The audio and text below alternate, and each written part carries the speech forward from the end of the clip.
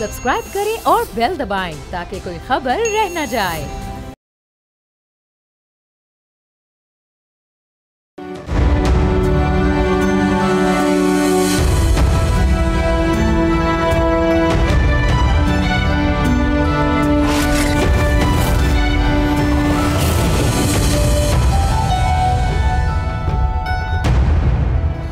मुल्क की सियासत में कशीदगी मुसलसल बढ़ रही है और उसकी बड़ी वजह वो बयानिया है जो पीटीआई की जानिब से रियासती इदारों खुसूसन अस्करी क़यादत के खिलाफ सामने आ रहा है। फौज के खिलाफ हरदा सराई के जवाब में गुज़िश्ता दिनों पाक फौज के तर्जुमान ने वाज़े पैगाम दिया कि किसी को भी अफवाज पाकिस्तान और अवाम के दरमियान खलीज पैदा करने की इजाज़त नहीं दी जाएगी और ऐसी कोशिशों का सख्त तरीन मुहासबा भी होगा। DGISPR की इस प्रेसर का पीटीआई के चेयरमैन और सेक्रेटरी जनरल ने बज़ाहिर मोहतात रद्द-ए-अमल दिया, लेकिन पेशावर के हालिया जलसे में एक बार फिर इश्तियाल अंगेज तकरीर देखने को मिली। वफाकी वजीर इत्तलात अता तारड़ का कहना है कि पीटीआई ने वो काम किया जो दुश्मन चाहता था। वजीर इत्तलात के मुताबिक पीटीआई के कई सोशल मीडिया अकाउंट्स भारत और अफगानिस्तान से चलाए जा रहे हैं, लिहाजा अब बातचीत सिर्फ उन्हीं अफराद से होगी जो अपने बानी के बयानिए से फासला इख्तियार करेंगे। उधर दूसरी तरफ भारत इस सूरत हाल से भरपूर फायदा उठाने की कोशिश कर रहा है। भारतीय वजीर खारजा जयशंकर ने अपने हालिया बयान में यह तासुर दिया है कि भारत को मसला सिर्फ पाकिस्तान की अस्करी क़यादत से है। पाकिस्तान ने इस बयान को सख्त तरीन अल्फाज में मुस्तरद किया है। Chief of defence forces field marshal Syed Asim Munir का कहना है कि भारत किसी खुद फरेबी या गुमान में ना रहे। अगली बार पाकिस्तान का जवाब इससे भी तेज और शदीद होगा। अहम बात है कि CTD पंजाब ने भारतीय खुफिया एजेंसी रॉ से मुंसलिक 12 दहशतगर्द गिरफ्तार भी कर लिए हैं, जिनके कब्जे से बारूदी मवाद और हसास मालूमात बरामद हुई हैं। सवाल यह है कि क्या पीटीआई दानिस्ता या नादानिस्ता तौर पर भारतीय बयानिए की जाल में फंस गई है। दिलचस्प बात यह भी है कि खुद पीटीआई के अंदर से भी एतराफ़ सामने आ रहे हैं कि पार्टी मुश्किलात की वजह बानी का जारहाना रवैया है। रोजनामा जंग के मुताबिक सीनियर रहनुमाओं ने बताया है कि सिर्फ गुज़िश्ता 2 बरस में इमरान खान के एक्स अकाउंट से फौजी क़यादत के खिलाफ 100 से ज़्यादा बार सख्त बयान ज़ुबान इस्तेमाल की गई है। अब देखना यह है कि इस बढ़ती हुई इश्तियाल अंगेज़ी का नतीजा क्या निकलता है। क्या पीटीआई की सियासत पर पाबंदी का इम्कान बढ़ रहा है? इसी पे बात करने के लिए मेरे साथ मौजूद हैं हुज़ैफा रहमान साहब, minister of state of national culture and heritage, PMLN से ताल्लुक़ है। मौला बख्श चांडियो साहब सीनियर लीडर हैं पाकिस्तान पीपल्स पार्टी के।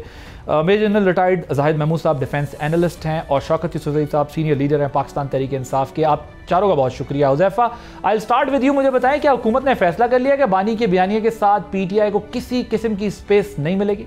जी बिल्कुल, बहुत शुक्रिया जी आदिल भाई साहब। मैं गुजारिश ये करूँ कि बिल्कुल ये फैसला तो बहुत पहले हो चुका था कि कोई भी शख्स जो रियासत के ख़िलाफ़ काम करेगा या रियासत के ऊपर तनकीद करेगा या रियासती इदारों को हद पे तनकीद बनाएगा तो उसके लिए पाकिस्तान के सियासी सिस्टम में कोई सियासत की गुंजाइश नहीं है। अल्ताफ़ हुसैन की एग्जाम्पल आपके पास है। MKM सियासत कर रही है लेकिन अल्ताफ़ हुसैन के बगैर कर रही है। बानी तहरीक इंसाफ जिस रविश पे चल पड़े हैं, 9 मई हुआ, उसके बाद 26 नवंबर हुआ और उसके बाद मुसलसल जिस किस्म की वो ज़बान इस्तेमाल करते हैं, अगर पाकिस्तान तहरीक इंसाफ के जो इलेक्टेबल्स हैं, जो पार्लियामेंटेरियंस, अगर वो चाहते हैं कि उन्हें सियासत करनी है और इस मुल्क में रहकर करनी है तो फिर उनके लिए ज़रूरी है कि वो अपने आप को डिस्टेंस करें एक ऐसे शख्स के बयानिए से जो कि अपने इक़्तिदार की हविस में कहें या जो भी रीज़न हो, बीइंग डेविल्स एडवोकेट बात कर लें। अगर फ्रस्ट्रेशन भी है तो आप फ्रस्ट्रेशन में ऐसी ज़बान इस्तेमाल नहीं करते। कोई सियासतदान जो है कभी पाकिस्तान की 78 साल सियासी तारीख में उसने काम नहीं किया जो बानी तहरीक इंसाफ कर रहे हैं। तो हुकूमत ने तय की है कि अगर तहरीक इंसाफ के जो लोग बाहर हैं, पार्लियामेंट का हिस्सा हैं, अगर ये बानी तहरीक इंसाफ से डिस्टेंस करके सियासत करेंगे तो इनके लिए गुंजाइश मौजूद है। अगर डिस्टेंस नहीं करते और बानी तहरीक इंसाफ ने इसी रविश को आगे बढ़ाया तो फिर हमारे पास और कोई ऑप्शन नहीं होगा कि हम तहरीक इंसाफ को बैन करें और जो लॉ ऑफ लैंड है उसके तहत इनके खिलाफ कार्रवाइयाँ करें।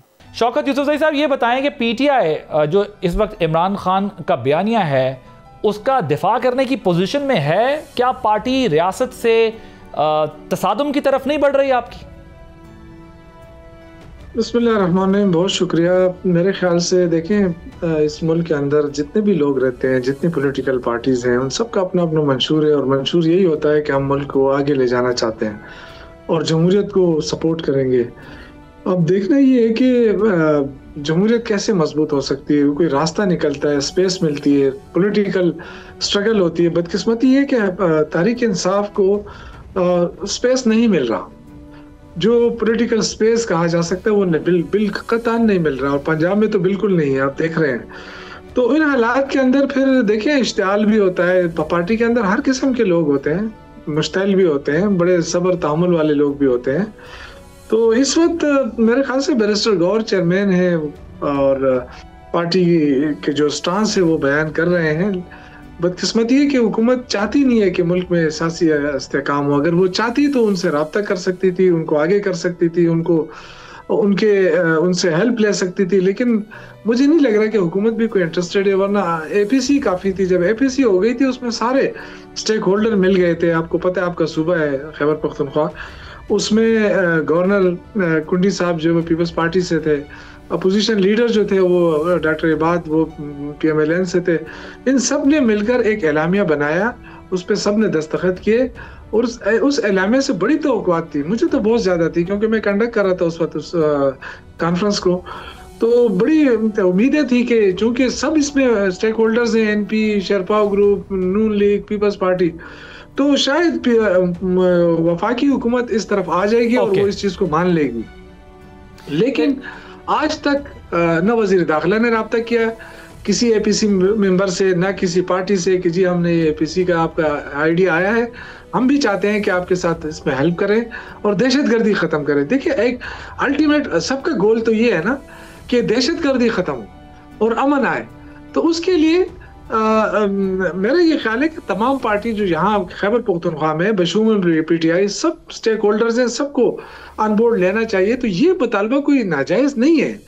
अगर ये मसला ये है कि शौकत यूसुफज़ई साहब काम इससे आगे चला गया है। वो चंद साहब ने कहा था ना, गल वध गई है मुख्तारिया, बात अब सिर्फ यहाँ तक नहीं है। मैं जरा let me rephrase this question. अब प्रॉब्लम ये है कि ये जो आप पॉलिटिकल स्पेस की बात कर रहे हैं ना, हाँ, छोटी सी बात कर लूं। देखें, ऐसा नहीं है, सियासत के अंदर बहुत सारे ऊंच नीच आते रहते हैं, उतार चढ़ाव आते रहते हैं, बड़ी हद तक लोग चले जाते हैं, लेकिन सियासत का मतलब ये है कि आप रास्ता स्पेस दें और रास्ता बनाएं।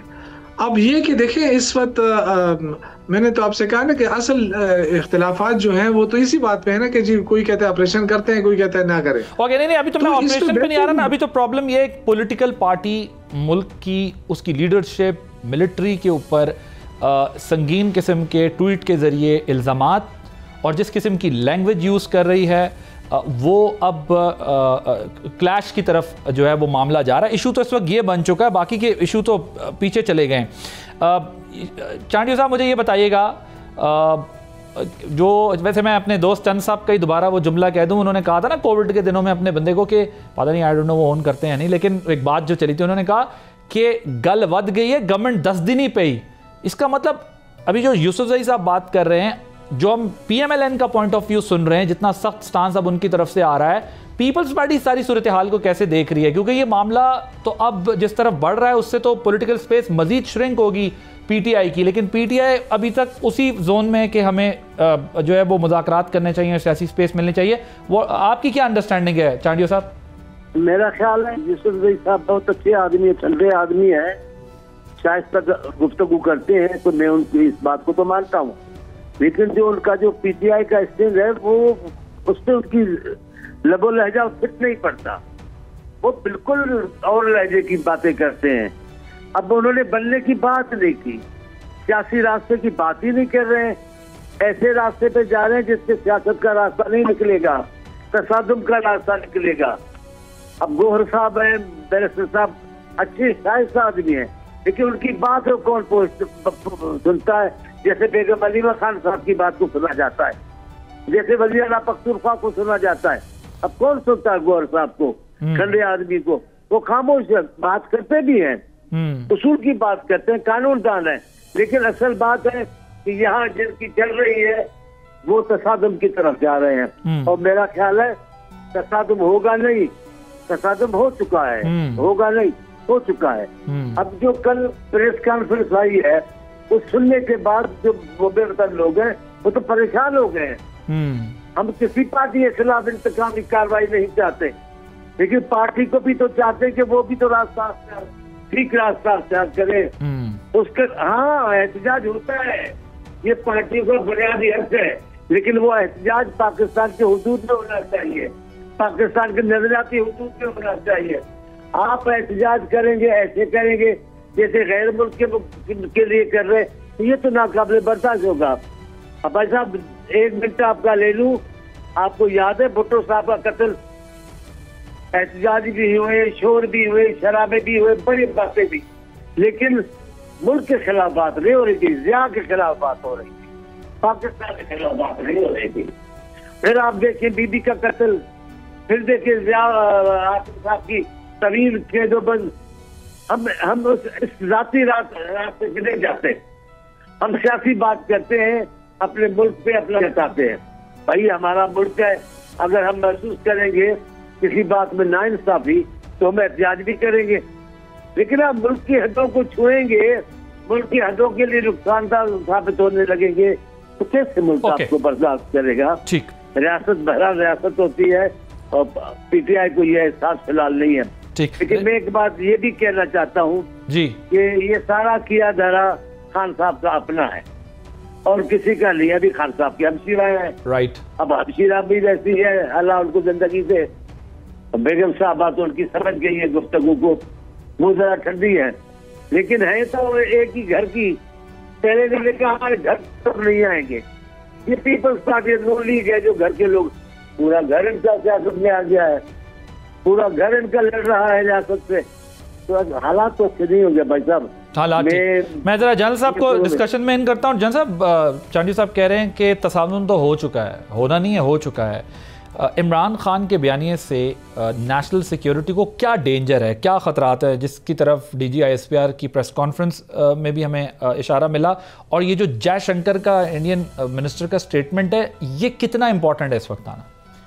जी आदिल साहब, thank you very much for the invite. देखिए, पाकिस्तान हालत जंग में है जी, और ख़ास तौर पे खैबर पख्तूनख्वा और जो बलूचिस्तान का सूबे हैं, वो आप देख रहे हैं जिस तरीके से इम्प्लीमेंटेशन हो रही है। अब जयशंकर साहब भी वही काम करना चाह रहे हैं कि वो एक डिवाइड पैदा करना चाह रहे हैं between the people and the अफवाज, क्योंकि उन्हें अफवाज के हाथों और पाकिस्तान की कौम के हाथों अभी ताज़ी हजीमत उठाना पड़ी। तो उनका तो बनता है जी, वो टारगेट है उनका एक पॉलिटिकल नैरेटिव भी होगा, बनता भी है, और उनके आइन में पाकिस्तान दुश्मनी मौजूद है। वो विद इन कंट्री भी अंडर क्रिटिसिज्म है, उनकी फॉरेन पॉलिसी फेल हो चुकी है। पॉलिसी है उनकी, तो लैंडिंग ग्राउंड जब उनको कहीं भी दुनिया में नहीं मिले, तो इसलिए तो काबुल की स्ट्रिप पे जाके लैंड किया। और अभी जिस तरीके से कल उन्होंने पुतिन को रिसीव किया है अभी इन दिनों में, तो वो क्लियरली रिफ्लेक्ट करता है कि how isolated they are feeling. और ये अजीमत उनको पाकिस्तान की फ़ौज के तरफ से उठाना पड़ी, उनका तो बनता है। पाकिस्तान की पोलिटिकल, जब तक पीस विद इन नहीं होगा ना बासी साहब, तो peace without you can't achieve. This is the foundational stone जो आपको चाहिए होता है कि आपने अपने हालात को, क्योंकि कौमें जंग लड़ती हैं और कौम को आपने उससे प्रिपेयर करना होता है। अनफॉर्चुनेटली पॉलिटिकल पोलराइजेशन कह लें, या हमारा जो एक कल्चर अनफॉर्चुनेटली बन गया है कि जो हम जब पावर में होते हैं तो हम और डायनामिक्स होती हैं हमारी, हम जब अपोजिशन में होते हैं और डायनामिक्स होती हैं, और जब आप जो चीज़ें पॉलिटिको लीगल फ्रेम में आपने लड़नी है, उनको आप फिर पर्सनल एनिमिटी और उसमें जब ढाल देते हैं तो स्टेट सफ़र करती है। फोर्सेस ऑफ ऑर्डर्स जो हैं, चाहे पीपल्स पार्टी हो, नून लीग हो, PTI हो, कोई भी हो, ये पाकिस्तान की ज़रूरत है, हमारी डेमोक्रेसी की ज़रूरत है। But force itself has to be in order first, कि वो अपने आप को पेश करे कि मैं हूं जो आपके तमाम मसाइल का, या जो मैं अपने आप को पेश करती है अवाम के आगे कि जी मैं बैठी हुई हूँ, मुझे आप इस्तेमाल करें। और उसके लिए, लेकिन उसके लिए अगर at the cost of weakening of other institutions या और लोगों को, या और तो आप हेल्प नहीं कर रहे। हमारी प्रॉब्लम यह है कि स्टेचर ऑफ द स्टेट यहाँ पर है पाकिस्तान का, और हम थोड़ा सा लो फ्लाई कर रहे हैं सारे, और इसको खींचने के चक्करों में कि ये ज़रा नीचे आ जाए, विद ऑल माई रिस्पेक्ट। तो सबको स्पेस क्रिएट करनी पड़ेगी। ये नहीं है कि एक को कहें कि आप वो करेगा नहीं करेगा। अनफॉर्चुनेटली हमारी जो लीडरशिप है, they have to be extremely careful. मुझे बताया ना, किसने पाकिस्तान को लीड नहीं किया? कोई भी पाकिस्तान की पॉलिटिकल लीडरशिप पार्टी ऐसी नहीं है जो पावर में कहीं ना कहीं या पास में ना रही हो या मौजूदा दौर में नहीं अभी। और लीडिंग तो अभी जितनी हमारी political parties, they all are in power, there is lot of responsibility. Khyber Pakhtunkhwa की आप हालात देख लें, जिस तरीके से वहाँ पे जंग हो रही है, तो ये political polarization is detrimental to achieve the political objectives of Pakistan through instrument of war. आप मिलिट्री को यूज ही नहीं कर पा रहे। देखिए ना, जो एंड है, एंड आपका पॉलिटिकल, आपने ऑब्जेक्टिव्स हासिल करने हैं स्टेट के, मीन के आपका मिलिट्री, तो जब एंड और मीन्स ही आपस में, खैबर पख्तूनख्वा की हुकूमत और मिलिट्री आपस में जब वो सिनर्जी नहीं होगी तो आप कैसे अचीव करेंगे? तो वॉर का नुकसान हो रहा है, वॉर को सख्त नुकसान हो रहा है। तो I think one has to be careful. सख्त ट्वीट्स थी जो अनएक्सेप्टेबल थी, फिर आपने देखा काउंटर तो उनके ट्वीट से जो पाकिस्तान के एनिमीज हैं, आप ये कह रहे हैं जो इंटरनेशनल फोर्सेस पाकिस्तान के खिलाफ हैं, उनको मौका मिला है पाकिस्तान के इंटरनल डिफरेंसेस को एक्सप्लॉइट करने का। देखिए ना, आपने जब भी जंग करनी होती है तो आप इन्वायरमेंट को स्टडी करते हैं सबसे पहले कि इंटरनेशनल इन्वायरमेंट क्या है, रीजनल इन्वायरमेंट क्या है, और एनिमी के कंट्री में और हमारा अपनी इन्वायरमेंट क्या है। उनके अंदर पॉलिटिकल प्रेशर बढ़ रहा है इंडिया के ऊपर, वो प्रेशर में है, वो डिलीवर नहीं कर। उन्होंने एक इंस्ट्रूमेंट यूज किया, फौज को यूज किया, काइनेटिक को यूज किया, वो उल्टा उनके गले पड़ गया। तो उनको आपने मौका दे दिया कि सब्र कर जाएं आप, बजाय उसके अपने पॉलिसी चेंज लाने में, उनके बिहेवियर में चेंज आने के बजाय आप खुद फिर मौका दे रहे हैं कि नहीं ठहर जाएं, अभी हम आपको मौका देते हैं कि आप हमारे बिहेवियर पे और एप्लीकेशन। This is dangerous. मैं ये नहीं कहता कि कैसे करना है, democracy has to find solution, वरना पाकिस्तान इस तरह की प्रोट्रैक्टेड कॉन्फ्लिक्ट माहौल में ज़्यादा देर विद दिस इकोनॉमिक स्क्वीजिंग हुई है। या तो इकोनॉमिक स्पेस होती, पॉलिटिकल स्पेस होती, डेमोक्रेटिक स्पेस होती, तो फिर तो ठीक था। Spaces are already squeezed. इसमें ये डेट्रीमेंटल है हमारी moving forward of Pakistan. We'll take a short break here.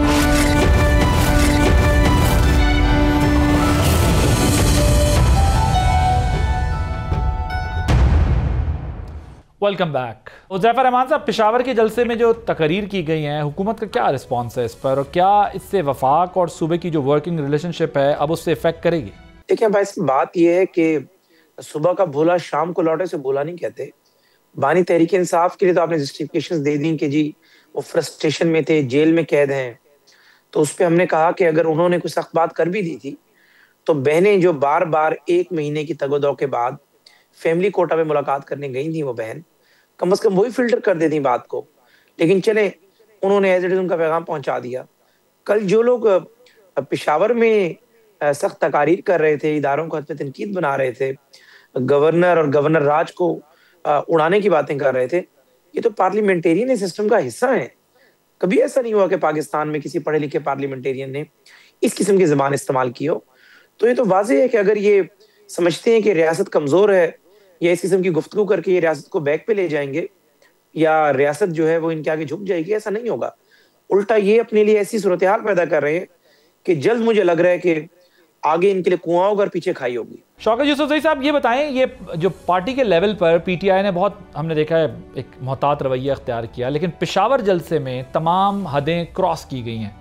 ये क्या गुड कॉप बैड कॉप का खेल जारी है? अब जिस तरह अभी चांडियो साहब भी आपको कह रहे थे कि आपका बात करने का अंदाज और जो लोग बार बात कर रहे हैं उनका मुख्तलिफ है, और उन्होंने पार्टी को अच्छा खासा डैमेज दे दिया। और चांडियो साहब जैसे सीनियर सियासतदान जिनका इतना तजुर्बा है पाकिस्तान की सियासत के उतार चढ़ाव देखे, वो ये समझते हैं कि आप लोगों ने अपनी पॉलिटिकल स्पेस आपकी बानी चेयरमैन ने अपने बयानात की वजह से लिमिटेड कर दी हैं। और जनरल साहब का भी ये ख्याल है कि जो मौका दुश्मन को जो हमने सबक सिखाया था या जो हमारे लिए इंटरनेशनल चैलेंजेस हैं, आपके बानी चेयरमैन की ट्वीट और बयानात से जो है वो पाकिस्तान के उस पॉइंट ऑफ व्यू को भी डैमेज हुआ है और इंटरनल भी प्रॉब्लम हो रहे हैं। सो ये जो कुछ पेशावर जलसे में हुआ है, क्या आपकी पार्टी इसका ब्रंट ले सकती है? किस तरफ जा रहे हैं आप लोग?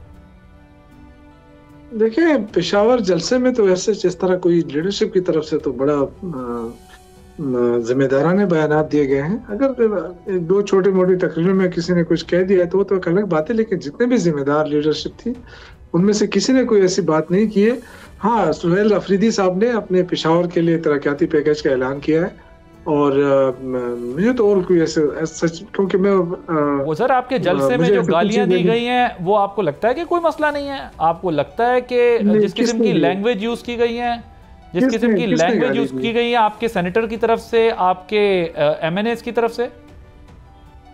नहीं, देखिए, मैंने आपसे कहा ना कि अगर नीचे लेवल पे अगर किसी ने की हो, लेकिन ऊपर जो लीडरशिप है उनकी तरफ से तो मैंने नहीं सुनी, क्योंकि मैंने तो उन्हीं की स्पीचेस सुनी है।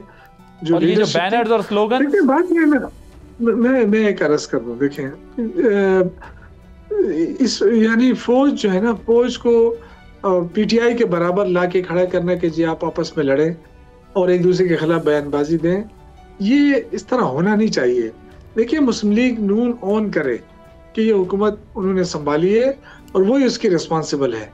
जब उनके साथ मुआवजा होता है तो वो फौरन जो है ना फौज के मामले को बीच में ले आती है। आई थिंक ये फौज हम सब की फौज है, हम उसका एहतराम करते हैं, हमें कुर्बानियां दे रही है फौज, जिस तरह हमारी पुलिस है, FC है, फौज है, दहशतगर्दी के खिलाफ जंग। तो सर ट्वीट तो आपकी लीडरशिप की तरफ से आ रही है ना, इस सारे के बावजूद लीडरशिप को टारगेट किया जा रहा है मिलिट्री की, आपकी लीडरशिप की तरफ से। मेरी बात सुने, देखें ये चीजें रातों रात नहीं होती हैं। मैं तो आपसे अर्ज कर रहा हूँ ना कि जो कुछ मुस्लिम लीग नून इस छतरी के नीचे कर रही है ना, उसको भी जरा देखना पड़ेगा कि वो PTI के साथ कर क्या रही है। जो पॉलिटिकल स्पेस टोटल खत्म कर दिया गया है। आप देखें इमरान खान को एक आइसोलेशन में रख दिया है और उन पे तमाम वो चीजें बंद कर दी गई, लेकिन कहते हैं जी वो तो मजे में है। अब ये जो चीजें हैं ना ये और फिर पार्टी को कोई सियासी एक्टिविटी करने नहीं दिए जा रहे। अगर एहतजाज की बात हो कहते जी इंतशारी है, तो आप लेकिन मसला है ना कि शौकत साहब आप लोग PMLN से बात भी नहीं कर रहे, पड़ेगा आप गवर्नमेंट से भी बात नहीं कर रहे, आप कहते हैं हमने एस्टेब्लिशमेंट से बात करनी है, एस्टेब्लिशमेंट आपसे बात नहीं कर रही, उसके बाद आप फ्रस्ट्रेशन में उन्हें बुरा भला कह रहे हैं, तो फिर आप साथ में ये भी कह रहे हैं कि सियासत करने की हमें PMLN जगह नहीं दे रही। देखिए मेरी बात सुने, PMLN की इतनी कुव्वत नहीं है, लेकिन जाहिर है वो एस्टेब्लिशमेंट का सहारा उन्होंने लिया है। इस वक्त वो सारे इंतकाम ले रही है, सारे अपने कसर पूरे कर रही है, लेकिन मुल्क को नुकसान हो रहा है। देखिए ये हुकूमती वक्त की जिम्मेदारी होती है कि वो अपोजिशन को एंगेज करे हर तरीके से, लेकिन आप देखें यहाँ तक कोई चीज नहीं छोड़ रही है। मुलाकात की बात होती है, नहीं आप नहीं मिल सकते, चलो मुलाकात बंद कर दिए तो क्या होगा, इससे तो आपने रास्ते बंद कर दिए ना। इसका मतलब है कि गवर्नमेंट खुद भी नहीं चाहती है। चांडिया साहब वो कह रहे हैं कि सारा हुकूमत का किया धरा है, हुकूमत ने उनकी स्पेस इतनी स्क्वीज कर दी थी, इतनी लिमिटेड कर दिया था उनको, और मसले खड़े कर दिए थे, मुलाकातें नहीं होनी थी, जिसकी वजह से ये देखिए मुस्लिम का अपना बयान है। तो मैं मानता हूँ हुकूमत की तरफ से गलती के होने का, मैं एतराफ करता हूँ कि कहीं कहीं उनसे गलतियां ऐसी हो रही है जो नहीं होनी चाहिए, मैं ऐसा नहीं कह रहा। लेकिन चांडिया साहब ये जो पेशावर जलसे में जुबान इस्तेमाल की गई है, इसके बारे में आपकी क्या ख्याल है कि वफाक के लिए खतरात बन रहे हैं जलसों में? पाकिस्तान जलसे में लीडरों की बयान जबान की बात नहीं है, लेकिन जब खान साहब खुद आजाद थे तो उनकी जबान क्या थी? हाँ। आप तसव्वुर तो करें, रहनुमाओं की बेटियों पर, रहनुमाओं के घर वालों पर, खानदानों पर ऐसे नहीं लीगल बात करते हैं बाजी साहब। लीडरों की कुछ और होती है, रहनुमाओं की और कारकुनों की या आम आदमी की जबान, आपको जबान ही फर्क बताती है कि ये आम कारकुन है, ये रहनुमा है, ये लीडर है। लेकिन यहाँ बदकिस्मती से खान साहब ने जो रास्ता अख्तियार किया उसमें गालियों का ये जुमला था। आप बताए ईमानदार ना बताना, मुझे कहते हुए शर्म आ रही है, मैं बहुत कम इस्तेमाल करता हूँ, लेकिन मैं आपको कहता हूँ ये कोई जुमला है। भाई दीदी मेरा नाम ज्यादा नहीं लो, आपका श्योर नाराज हो जाएगा। क्या मतलब इसका? वो आपकी बेटी जैसी नहीं है, मियां नवाज शरीफ की बेटी है तो अपनी बेटी नहीं है, पाकिस्तान के रहनुमा की बेटी है। आपको बहरहाल लहजा वो इस्तेमाल करना पड़ेगा। ये आप कैसे कहेंगे? आप जब जनरलों से मुखातिब होंगे तो वो जनरल पाकिस्तान के नहीं है, कम से कम आप अपना लहजा तो ठीक रखेंगे। आप दुश्मन के लहजे में अपने लहजे में कोई फर्क तो रखोगे। आप भी गालियां दोगे, आप भी उनको बुरा भला कहोगे, फिर कौन उनकी तारीफ करेगा, फिर कौन उनकी इज्जत करेगा? आप भी उनको रात जाते लाठियां मारेंगे तो फिर उनका तहफ़्फ़ुज़ कौन करेगा? आप बताएं तो सही। आप भी पाकिस्तान के यादगारों को जलाओगे तो आपकी यादों को जिंदा कौन रखेगा? उनके सामने गुजरते सर को झुकाएगा कौन? कभी ये भी तो माने ना। इन तस्वीरों को देखकर सादे लोग रो देते थे। मैं खुद कह रहा हूँ, मैं तालिब इल्म के जमाने में था, मेरे आंखों में आंसू आ जाते थे, हमारी गर्दनें झुक जाती थी।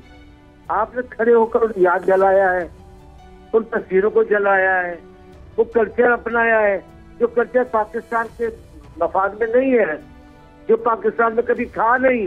आप बहुत सियासत ले आए हैं, इसीलिए बहुत सारे सीनियर दोस्त PTI से जा रहे हैं। अभी और होंगे, ये भी आप मेरी बात सुन लें, अभी और होंगे ये, क्योंकि पाकिस्तान का सियासतदान सब बात बर्दाश्त करेगा, ये बर्दाश्त नहीं करेगा। आपको लगता है PTI टूटने जा रही है? टूटी हुई नहीं है अभी, मजीद टूटने जा रही है? नहीं टूटी हुई। मैं तो कहता हूँ उसूलियत तो अभी भी टूटी हुई है। उनकी हमशीरा का बयान सुने और है, उनके ओहदेदारों का बयान सुने और है, उनके गवर्नर साहब की जबान सुने, वो तो माशाल्लाह जबान ही कुछ और है। आप तसव्वुर तो करें, सीएम की टूटना ऐलान नहीं है, टूटना इशारा है। इशारे उसे पता चलता है कि ये यकसानियत में नहीं है, ओके, ये एक डोरी में पड़े हुए नहीं है। मैं तो कहता हूँ, हमें तो उम्मीद थी कि पीटीआई आएगी तो एक नई कुव्वत से आएगी, लेकिन पीटीआई आई, उन्होंने मेरा ख्याल है एक नया कल्चर ही मुतारिफ करा दिया है, उनको तो मायूस किया है। राइट। जनरल साहब, आपके ख्याल में जो पेशावर जलसे में लैंग्वेज यूज़ हुई है, ये जो वॉर ऑन टेरर है पाकिस्तान की, इसका आपने पहले भी हवाला दिया, कितनी डैमेजिंग होगी एक सूबे के अंदर जहाँ इस लेवल का एक्सट्रीमिज़म, टेररिज्म का चैलेंज आपके सामने है, और वहाँ की गवर्नमेंट जो कह रही है कि गवर्नर आज लगाया तो गवर्नर हाउस पहुँच जाएंगे और फिर ना गवर्नर रहेगा ना लाइक इस किस्म की लैंग्वेज, कितनी डैमेजिंग है ये खुद पीटीआई के लिए भी और वॉर ऑन टेरर के लिए कितना बड़ा ये सीरियस चैलेंज है अगर एक सूबे में ये लैंग्वेज यूज़ हो रही है? जी बिल्कुल अब्बास साहब, देखिए मैंने तो खैर वो स्पीचेस ज़्यादा नहीं सुनी, बट वट एवर, जब मैंने जैसे मेरी मजबूरी है क्योंकि साफ़ी हूँ वरना जी मैं ये कहता हूँ कि पॉलिटिकल ओनरशिप सबसे इंपॉर्टेंट चीज़ है। जब तक पॉलिटिकल ओनरशिप वॉर को नहीं मिलेगी, we are not winning this war. Let me make this cruel statement. जब तक, क्योंकि वॉर है क्या, ये समझने की जरूरत है, वॉर इज अ पॉलिटिक्स। तो आपको तो एक मिलिट्री एक इंस्ट्रूमेंट आपके डिस्पोजल पे है, वो 30-40% ऑफ रिस्पॉन्स है, चाहे वो आपने पूरा इलाका फिर भी क्लियर। नेशनल एक्शन प्लान पे हम क्यों रोते हैं? क्योंकि गवर्नेंस के गैप्स ने, पुअर गवर्नेंस ने, पुअर पॉलिटिक्स ने, पुअर सोशो इकोनॉमिक डेवलपमेंट फिर हमें वहीं उसी जगह पे ले आई जहाँ पे हम 2007-8 में खड़े थे, 14 में खड़े थे। फिर वहाँ से आपने दोबारा करना शुरू किया ऑपरेशंस, फिर क्लियर किया, क्लियर होल्ड हो गया, बिल्ट हुआ ही नहीं। तो अब भी अगर इसकी ओनरशिप, और ये डोमेस्टिक ऑडियंस के लिए सारा कुछ हो रहा है, लेकिन जनता को ये कह सकते हैं ना, हमारी हुकूमत है इलेक्टेड, अगर आप वहाँ से गवर्नमेंट हमारी गिराएंगे, गवर्नर राज लगाएंगे, तो हम फिर गवर्नर हाउस जाएंगे।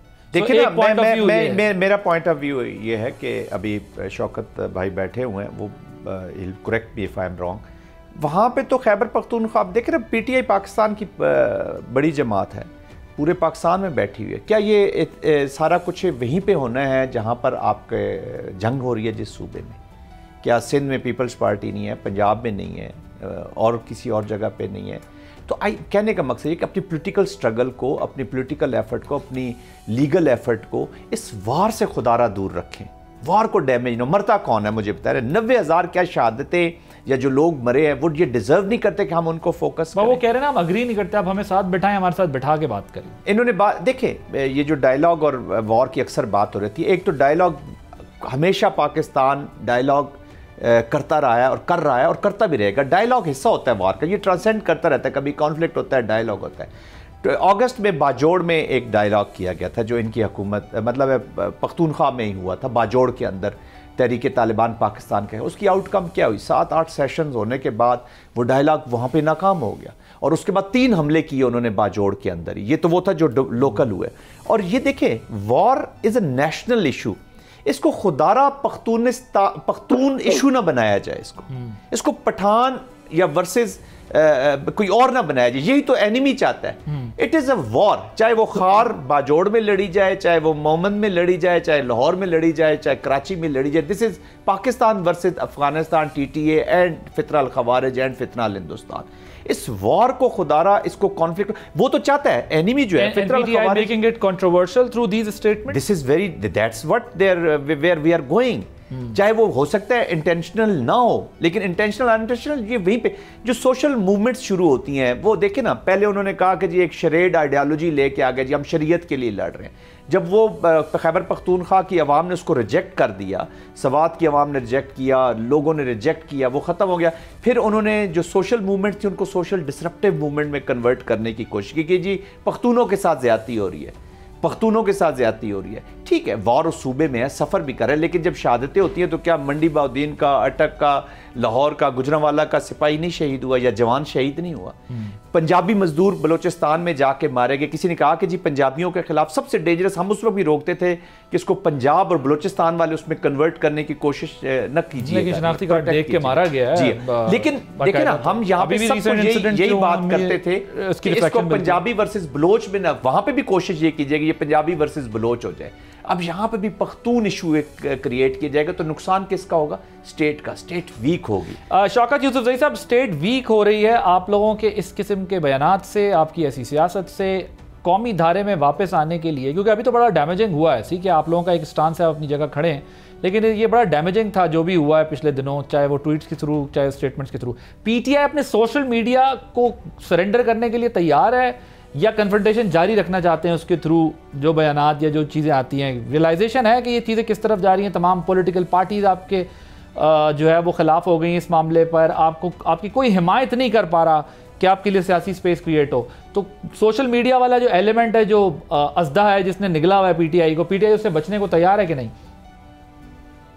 देखिए आदिल, सोशल मीडिया हमारे कंट्रोल में नहीं है, और अब तो ये भी नहीं पता है कि जो हमारे नाम पे बहुत सारे अकाउंट चल रहे हैं, ये कौन चला रहा है। अभी तो बहुत सारे अकाउंट इस तरह चल रहे हैं ना, जो फौज और पीटीआई को लड़ाने की कोशिश। यार आपने उस दिन डीजीआईएसपीआर की प्रेस कॉन्फ्रेंस देखी थी, उन्होंने वेब लिंक्स सारे बताए थे कि कैसे पीटीआई के अकाउंट, मैं जरा गुजारिश करूं, मैं वहां बैठा हुआ भी था, वहां पर कैसे अकाउंट्स पीटीआई के अकाउंट से लिंक्ड हैं, कैसे नेशनल इंटरनेशनल अकाउंट्स लिंक्ड हैं, कैसे एनिमी उसको यूटिलाइज करता है, और कैसे आपके लोग जो पीटीआई की ज़ाहिर हिमायत याफ्ता लोग हैं वो इस सारे मामले को एक्सप्लॉइट करते हैं अगेंस्ट पाकिस्तान। तो आप कैसे कह सकते हैं कि यार हमारा कोई ताल्लुक नहीं है? नहीं देखिए, एक तो ऐसा होता है ना कि जो इस वक्त हायरार्की मौजूद है पीटीआई की, उनमें किसी को नहीं पता है कि ये कौन इस्तेमाल कर रहा है और क्या हो रहा है। जो बाहर बैठे लोग हैं उसमें तो ज्यादातर लोग अपने पैसों के लिए, कमाई के लिए बैठे हैं, उसमें तो पीटीआई का कोई नहीं, उन्होंने उनको एक मिला हुआ है, उसी के जरिए वो कमाई कर रहे हैं। ये तो मान लें भाई, आप कौन करते हैं उनको, आप उनको मानते हैं? देखो अगर मुझसे पूछे ना चांडियो साहब, मुझसे पूछे तो मैं तो ओन नहीं कर रहा हूँ, इसलिए कि मैं देखे मैं एक मिनट आपका लहजा ही और मुझे बात तो करने दे सर। के लहजे में गाली होती है। नहीं देखें जो इस वक्त पीटीआई के लहजे देखिए मेरी बात सुनिए, बातें होती है जो नोबे बदल पाकिस्तानी संघ की तरफ जाता है कि इख्तिलाफ आपका हक है, एहतजाज आपका हक है, लेकिन आप रियासत की बुनियादों को कैसे हिलाओगे? ये तो आप देखिए चांडियो साहब, आप मुझे बात तो करने दें। देखिए मेरी बात सुने, रियासत सिर्फ एक इदारा तो रियासत नहीं होता है ना, रियासत तो हम सब मिलकर एक रियासत बने हैं ना। पहले आपने एतराज किया कि जी पेशावर जलसे में गलत लैंग्वेज इस्तेमाल हुई। आई थिंक कल जितने भी टॉक शो हुए मेजॉरिटी उन्होंने तारीफ की पीटीआई की कि जी आज इन्होंने अच्छा रवैया इख्तियार किया। ज्यादातर टॉक शो में मैं खुद देख रहा था, मैंने नहीं देखी वो टॉक शो। ये बताएं, शायद खटक साहब की स्पीच सुनी थी आपने? सोच देखे एक आधा देखे ना आप, जिस तरह पीटीआई के साथ जो कुछ खुरम ज़ीशान की ट्वीट पढ़ी आपने? जो कुछ हो रहा है यार, मैं पीटीआई की बात कर रहा हूँ ना, मेरी बात। खुरम ज़ीशान पीटीआई नहीं है? नहीं, मैं लीडरशिप की बात कर रहा हूँ ना। देखिए इंडिविजुअल तो कोई भी कुछ कहे तो उसके तो मैं जिम्मेवार नहीं हूँ, लेकिन मैं लीडरशिप की बात कर रहा हूँ। लीडरशिप तो बैरिस्टर गौर बेचारे, उनकी तो आवाज ही नहीं निकल रही, ना सुन रहा कोई आपकी पार्टी। देखिए मैं आप ये जो जनरल साहब भी बात कर रहे थे कि देखें ऑपरेशन के हवाले से अभी भी जितने ऑपरेशन हो रहे हैं, क्या पुलिस उसमें साथ नहीं दे रही है? कौन से ऑपरेशन में पुलिस ने इनकार किया है? क्योंकि हम जो कह रहे हैं ना कि हम कहते हैं कोलेटरल डैमेजेस कम से कम हो, तो इस बात पे क्या इख्तिलाफ क्या हो सकता है? हम तो यही चाहते हैं ना। बाकी तो अगर आप किसी भी मुल्क के खिलाफ लड़े, हम तो आपके साथ खड़े हैं, हमने तो गोला फेंकना होता है ना। लेकिन यहाँ चूंकि घर घर जाना पड़ता है, जो कोलेटरल डैमेजेस होते हैं उसके असरात लंबे अरसे तक रहते हैं।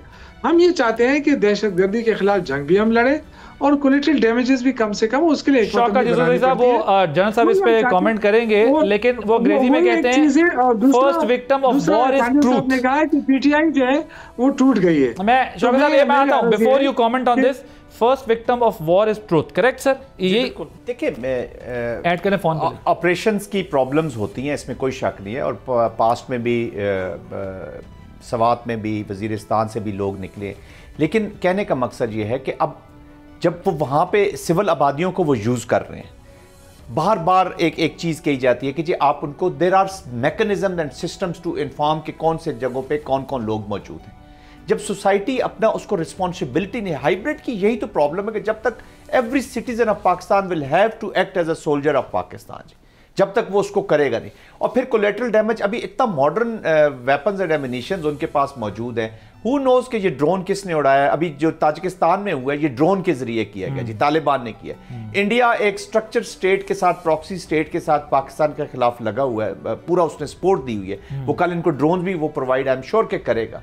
अब नीचे एक आम आदमी को तो पता नहीं है कौन फ्लाई कर रहा है और कौन नहीं कर रहा। और मैं जी, हम ऑपरेशंस में रहे हैं, 100% इंश्योर किया जाता है कि कोलेटरल डैमेज ना हो जब तक वो एरियाज ऐसी क्लियर ना कीजिए।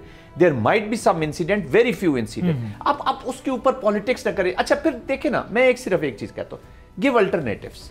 फौज भी आपकी है, ये जो बच्चे मिलिट्री ऑपरेशंस में जाते हैं या जो लोग शामिल हो रहे हैं, ये आपके ही बच्चे हैं, हमारे सब के बच्चे हैं। क्या वो डिजर्व नहीं करते कि एक ऐसी स्टेट की स्ट्रॉन्ग पॉलिसी हो कि जब सारे उसके पीछे खड़े हो?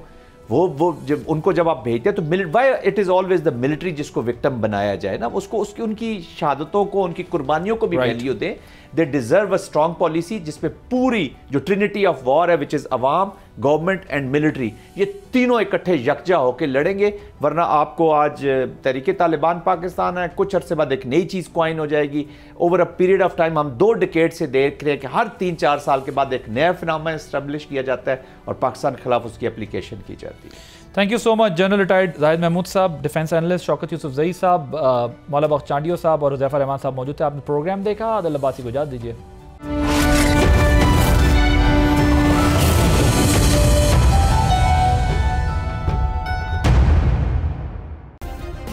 सब्सक्राइब करें और बेल दबाएं ताकि कोई खबर रह न जाए।